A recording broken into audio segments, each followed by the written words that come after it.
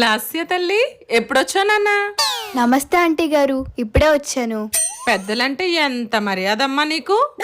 చూసి నేర్చుకోవే. అప్పుడప్పుడు ఆడపిల్లలు ఎలా ఉండాలో మా అమ్మాయికి కొంచెం నేర్పించమ్మా. సరే ఆంటీ, నేను ఇంక వెళ్తాను. అసలు నువ్వు ఒక తల్లివేనా? నీ కూతురు ముందు వేరే అమ్మాయిని పొగుడుతావా? ఒక్కసారి మొన్న ఏం జరిగిందో గుర్తు తెచ్చుకో. అమ్మా, కూర ఎవరిచ్చారు? పక్కింటి ఆంటీ ఇచ్చారమ్మా. అందుకే ఇంత బాగుంది. ఖాళీ దొరికిన టైంలో అలా సీరియల్స్ చూసుకోకుండా పక్కింటి ఆంటీ దగ్గరికి వెళ్ళి కొంచెం వంటలు ఎలా చేయాలో నేర్చుకో. నీ ముందు వేరే ఆంటీని పొగడానని నా ముందు నా ఫ్రెండ్ని పొగుడతావా? అదేదో పక్కింటి ఆంటీని పొగిడితే నీకు జల్సీ అని చెప్పొచ్చు కదా.